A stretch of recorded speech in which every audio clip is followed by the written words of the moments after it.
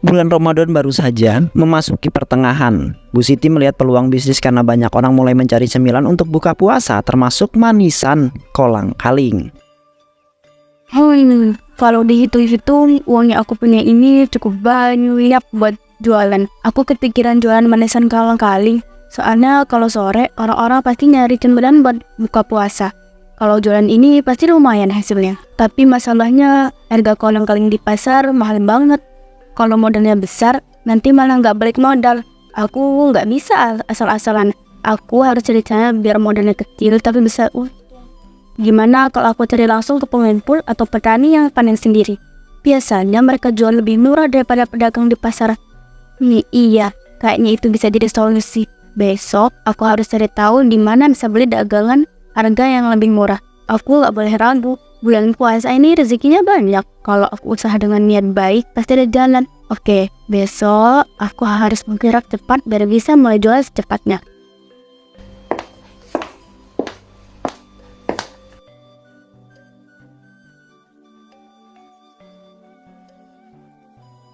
Keesokan harinya dia pergi ke pasar untuk mencari kolang-kaling yang murah.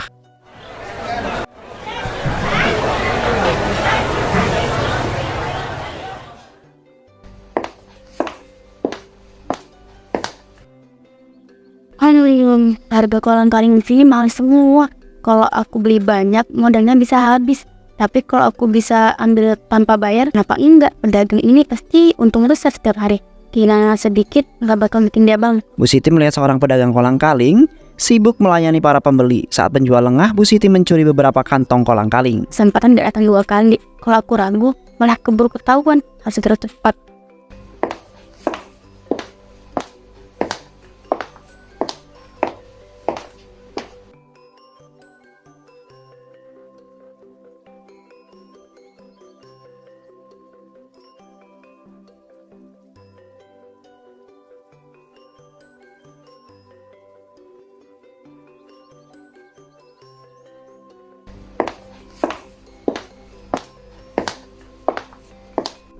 Segampang ini aku bisa dapat barang tanpa keluar modal. Kenapa nggak dari dulu aku lakukan hal ini kayak gini? Gampang banget. Mereka sibuk cari untung, aku pun nggak mau rugi. Sekarang tinggal pulang dan mulai jualan. Kalau besok butuh lagi, aku tahu harus gimana caranya.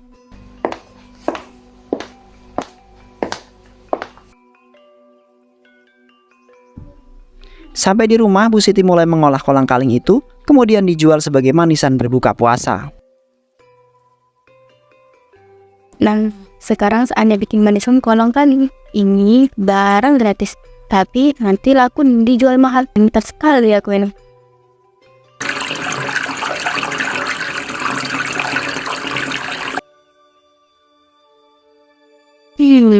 Kok warnanya kurang mencolok ya?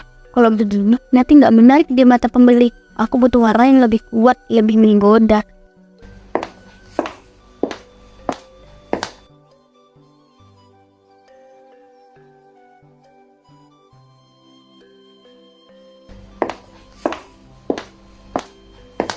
Nah, ini dia. Aku masih punya sisa pewarna buat kain. Warnanya jauh lebih pekat daripada pewarna makanan.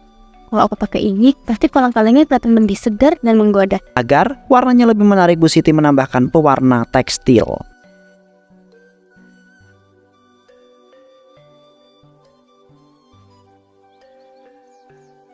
Hehehe, cantik sekali.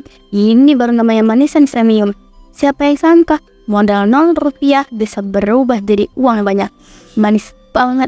Pas buat orang-orang yang cari takjil berbuka. Sekarang tinggal aku kemas biar kelihatan lebih menarik. Enggak, karena ada yang bakal tahu kalau ini dari kolang-kaling curian. Mereka cuma ada tampilan dan rasa dan tinggal aku. Bukan asalnya dari malnya.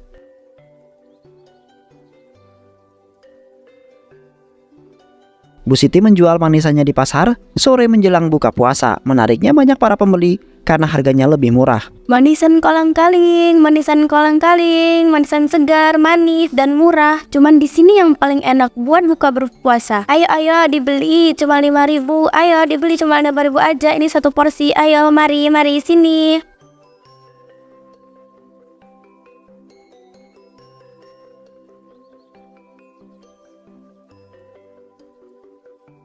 Wah, warna kolang-kalingnya cantik banget ya Bu. Kok bisa merahnya secara ini? Hehehe, itu rahasia mas. Saya pakai resep khusus biar warnanya lebih menggoda dan manisnya pas di lidah. Pasti cocok buat buka puasa nanti. Wah, murah banget. Biasanya kalau beli di tempat lain lebih mahal. Ini seriusan cuma segini harganya Bu. Iya, saya jual murah biar semua bisa menikmati. Yang penting laris bukan cari untung besar. Kalau gitu saya beli 3 bungkus ya, buat keluarga di rumah. Saya ambil 5 deh Bu. Ini bagus banget buat takjil nanti. Wah, terima kasih. Silahkan. Semoga puas dan berkah untuk berbuka nanti. Hah, gampang banget jalan kayak gini. Mau duit kecil, untung besar, orang-orang gak ada yang curiga. Kalau begini terus, aku bakal cepet kaya.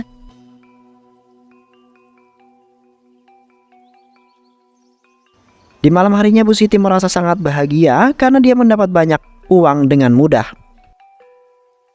Hahaha, ini baru namanya rezeki nomplok. Dalam sehari aja aku bisa dapat uang sebanyak ini. Siapa sangka jualan manisan kolang-kaling bisa ngasil uang segede ini. Siapa sangka jualan manisan kolang-kaling bisa ngasilin uang segede ini. Orang-orang pada berebut beli. Gak ada yang curiga sedikit pun. Karena yang cantik bikin mereka kalap. Hah, kalau aku tahu dari dulu gampang kaya kayak gini, pasti aku mudah mulai dari awal. Kalau besok aku bisa jual lebih banyak, pasti usahanya makin besar. Tapi stok kolang-kalingku hampir habis. Yang gampang aja, aku tinggal ambil lagi di pasar. Kemarin pedagangnya nggak bakal sadar kalau stoknya berkurang. Kemarin mungkin dia kira ada yang lebih banyak. Besok pagi aku ke pasar lagi, ambil lebih banyak, jual lebih banyak, dan hitung uang lebih banyak. Hidup ini soal kesempatan, dan aku nggak mau menyanyiakan peluang kecil sekecil apapun.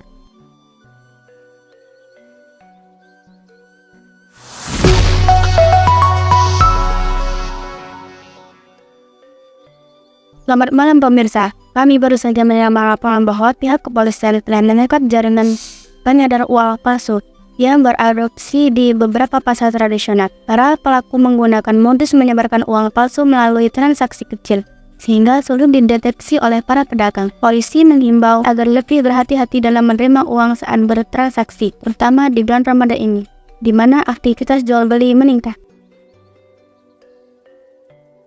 Bagi masyarakat yang merasa menjadi korban atau menemukan uang dengan ciri-ciri yang mencurigakan, diharap segera melapor ke pihak berwenang. Jangan sampai ada lagi korban yang dirugikan akibat peredaran uang palsu ini. Tetap waspada dan selalu periksa uang yang Anda terima. Halah, urusan kayak itu mah bukan urusanku. Mau ada uang palsu kayak, mau ada yang ketipu kayak, aku gak peduli. Yang penting uangku asli dan bisnis lancar. Lagi pula, siapa suruh orang-orang gampang tipu? Kalau nggak hati-hati, dia salah sendiri. Dah malam, tidak aja. Besok aku harus ke pasar lagi. Urusan dirinya mah biarin aja. Yang penting terkenyang dan kantong tembel.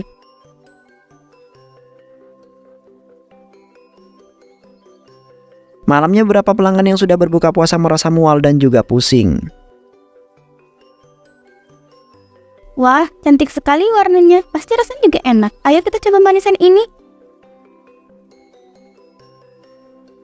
Aduh, kok rasanya aneh ya? Tenggorokanku panas. Ibu itu tiba-tiba merasa pusing dan juga pingsan. Duh, kenapa ini kok kepalaku tiba-tiba pusing?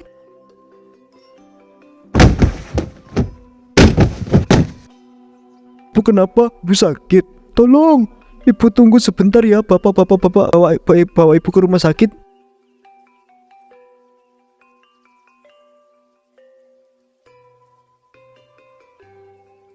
Gejala yang dialami istri Anda mirip dengan pasien yang lainnya yang datang hari ini. Semua mengalami mual, muntah, dan juga pusing. Dan sebagian ada yang kehilangan kesadaran. Hah, maksud dokter istri saya ini bukan satu-satunya yang mengalami hal tersebut. Ya Pak, hari ini sudah ada beberapa orang yang datang dengan kondisi yang serupa. Setelah kami periksa, mereka semua mengkonsumsi manisan kolang-kaling sebelum berbuka. Kami masih menunggu hasil lab, tapi kemungkinan ada kandungan berbahaya di dalam kolang-kaling tersebut sepertinya Pak. Siapa yang jual manisan itu ya? Aku harus cari tahu. Pak, untuk memastikan penyebab pasti dari kejadian ini, kami butuh sampel manisan kolang-kaling yang dikonsumsi istri Anda. Bisa tolong membawakan untuk kami periksa di laboratorium, Pak? Baik dok, saya akan segera ke rumah dan membawanya. Kalau memang ada yang tidak beres, kita harus tahu secepatnya. Bapak itu kemudian pulang dan mengambil manisan kolang-kaling itu untuk diperiksa kandungannya.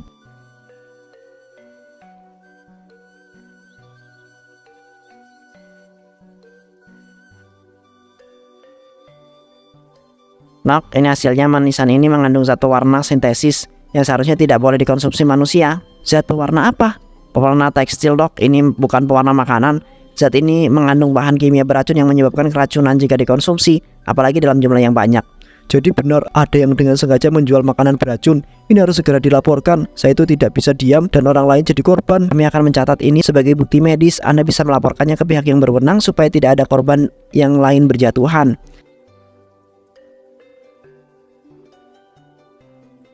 Keesokan harinya kabar ini menyebar cepat dan para pelanggan yang merasa tertipu mulai marah. Pak RT, gimana sih ini? Masa manisan kolang-kaling yang kita beli kemarin ternyata beracun? Saya dengar dari tetangga ada yang sampai masuk rumah sakit. Ini keterlaluan. Iya Pak, saya juga dengar. Padahal waktu beli kelihatan segar, warnanya cantik banget. Gak nyangka kok itu ternyata pakai pewarna tekstil. Ya dia sampai pusing setelah makan kemarin. Saya juga baru dengar kabarnya tadi pagi. Katanya sudah ada beberapa korban yang keracunan dan dokter di rumah sakit menemukan zat beracun di manisan tersebut. Kita nggak bisa diem aja Pak, ini masalah serius. Penjualnya harus bertanggung jawab. Nggak bisa dibiarkan orang kayak gini jualan makanan berbahaya. Betul Pak RT, ini bulan puasa. Harusnya bisa berbuka dengan aman, bukan malah kena musibah gara-gara makanan beracun. Bapak harus ambil tindakan, jangan sampai ada korban lagi. Saya paham kekhawatiran kalian. Kita harus pastikan tidak ada yang membeli manisan tersebut lagi ya. Saya akan kumpulkan warga, kita bahas bagaimana cara menyelesaikan masalah ini. Kalau memang perlu kita laporkan ke pihak yang berwenang. Harus Pak, kalau enggak nanti makin banyak korban. Kita harus pastikan gak ada lagi yang tertipu. Iya Pak, kita nggak boleh kasih kesempatan buat orang yang sengaja cari untung dengan cara kotor. Karena kabar tentang manisan Bu Siti yang menggunakan pewarna buatan sudah terbongkar, banyak orang yang tidak mau membeli di tempatnya. Hah? Ini kenapa sepi begini? Biasanya beli azan maghrib dagangan sudah hampir habis. Sekarang nggak ada satupun yang beli. Pada pura-pura nggak lihat apa mereka saja menghindar. Jangan-jangan ini gara-gara gosip yang beredar. Tapi masa sih begitu cepatnya orang-orang percaya?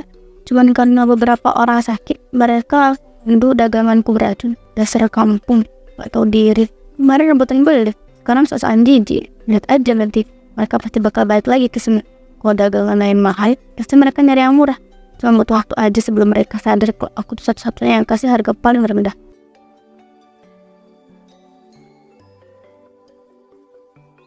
Beberapa hari kemudian, dagangan milik Ibu Siti tetap tidak ada yang membelinya. Aduh, ini kenapa sih orang-orang gak ada yang beli? Jangan-jangan benar gosip itu yang menyebar ke seluruh kampung. Kalau begini terus, aku bisa rugi besar. Jualan manisan kolang-kaling ya? Masih banyak sisa stoknya pun. Iya, masih banyak. Bawa mau beli berapa? Ini murah, manisnya pas, cocok buat berbuka puasa. Saya butuh banyak, kalau bisa semua sisa stok ibu saya borong. Saya butuh cepat soalnya, bisa? Semua Pak, waduh tentu bisa. Tapi kenapa Bapak butuh banyak? Mau dijual lagi ya? Itu urusan saya, yang penting saya itu bayar tunai. Dan ibu gak perlu pusing lagi dengan dagangan yang gak laku, gimana mau? Mau Pak, mau banget. Mau Pak, mau banget. Bapak serius kan?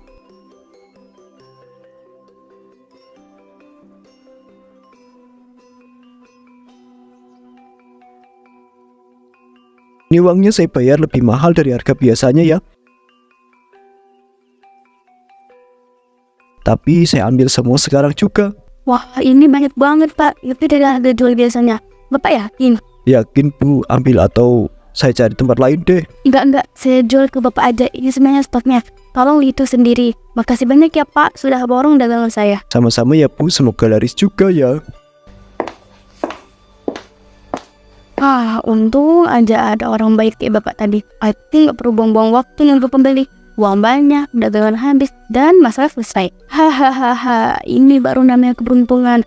Dagangan gak laku, siapa peduli? Ada orang bodoh yang mengambil semuanya dengan harga tinggi. Aku gak perlu repot-repot lagi jualan di pasar sambil nunggu pembeli yang sok ini.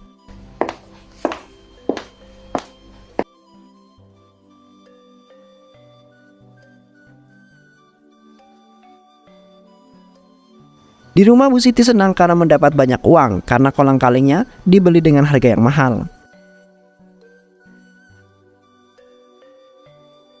Lihat ini, banyak banget. Aku gak perlu lagi capek-capek bangun pagi ke pasar, nyuri kolang-kaling, atau repot-repot ngecampur pola tekstil biar daganganku kelihatan menarik. Semua sudah beres. Kenapa harus susah payah kalau bisa cari untung dengan cara yang lebih gampang?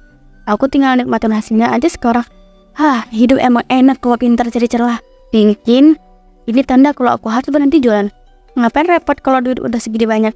Aku tinggal duduk manis, belanja, dan nikmati semuanya. Gak perlu lagi main kotor. Udah menang.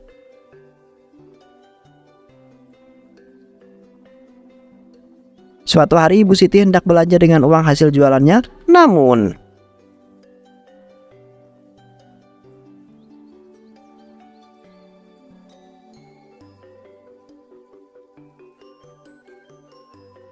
Nah, ini uangnya.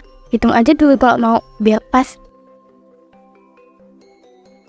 oh ini palsu. Semua yang Ibu kasih ini nggak ada yang asli. Loh, beda gimana? Itu uang asli, Pak. Saya dapat dari hasil jualan kemarin. Mana mungkin palsu? Kalau Ibu itu nggak percaya, coba periksa sendiri. Lihat cetakannya, uang asli nggak seperti ini, Bu. Gak mungkin. Saya dapat ini dari pembeli kemarin. Mana mungkin palsu? Tapi kemarin uang ini baik-baik aja. Saya dapat dari pelanggan yang beli sama penulisan saya. Kalau Ibu dapat dari pelanggan yang mencurigakan, bisa jadi Ibu itu kena tipu. Saya tuh nggak bisa terima uang ini, Bu. Silahkan bayar pakai uang lain aja ya.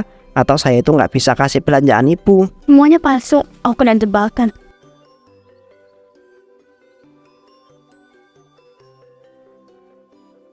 Di saat itu Bu Siti sedang bersedih karena ia tertipu dan uang yang dimilikinya adalah uang yang palsu. Gimana ini? Semua uangku ternyata palsu. Kira aku bisa menikmati hasil jualan dan hidup enak. Tapi malah tertipu. Aku kerja keras, enggak. Aku curang. Tapi ternyata aku yang kena batunya. Aku gak punya apa-apa lagi sekarang. Habis semua.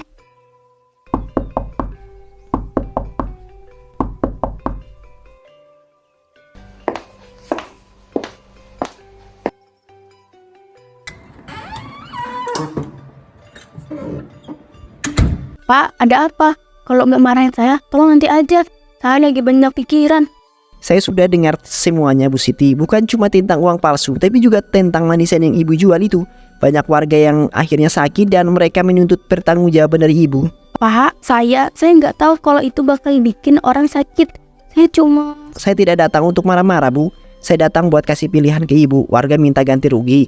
Mereka akan diam saja setelah apa yang terjadi. Mereka tidak akan diam saja setelah apa yang terjadi. Kalau Ibu itu tidak mau bayar ganti rugi, mereka bakal ambil apa yang bisa mereka dapat sebagai kompensasi. Itu artinya rumah Ibu itu bisa dijarah. Nggak bisa, Pak. Saya udah bilangin semuanya. Saya nggak punya uang buat ganti rugi. Saya juga nggak mau kehilangan rumah saya. Itu sebabnya saya datang duluan. Saya tuh kasih kesempatan buat Ibu itu menyelesaikan ini dengan baik-baik. Kalau Ibu itu bisa kumpulkan uang dan mulai bayar ganti rugi, warga mungkin masih bisa diajak bicara lah. Tapi kalau Ibu itu terus menghindar, saya tidak bisa menjamin keselamatan Ibu dan juga rumah ini. Saya nggak tahu harus gimana, Pak. Semua uang saya ternyata palsu. Saya udah nggak punya apa-apa.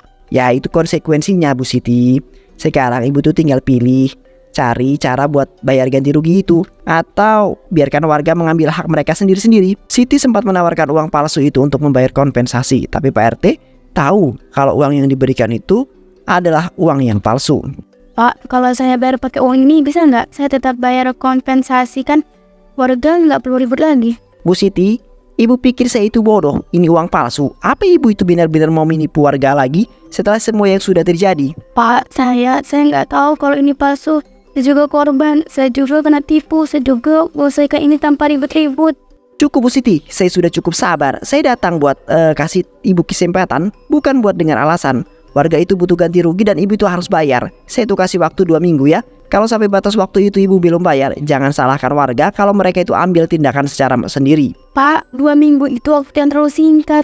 Saya nggak tahu harus cari uang dari mana. Bukan urusan saya itu urusan Ibu. Yang jelas kalau sampai 2 minggu itu warga itu belum dapat hak mereka, rumah ini bukan milik Ibu lagi. Saya sudah cukup baik datang sendirian dan kasih peringatan.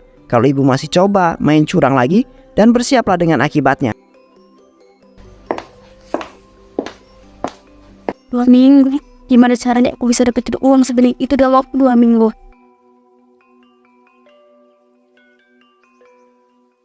Akhirnya Bu Siti itu tidak bisa membayar uang kompensasi dan akhirnya rumah Bu Siti itu dijarah oleh para warga hingga tak tersisa apapun.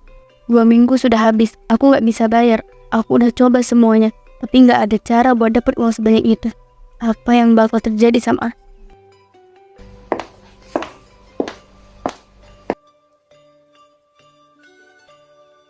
Bu Siti belum bayar sepeser pun, berarti sudah saatnya kita ambil hak kita ya. Dia nggak mau bayar, ya sudah kita ambil barang-barangnya.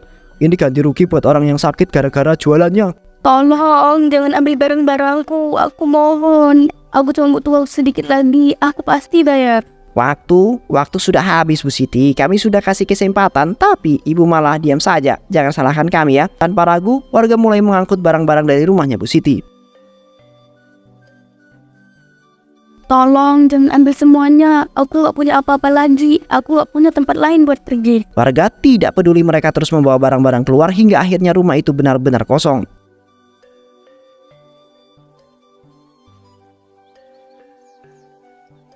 Saya sudah kasih kesempatan ya Bu, tapi ibu itu tidak melakukan apapun. Sekarang ini konsekuensinya. Semoga ini jadi pelajaran buat ibu ya.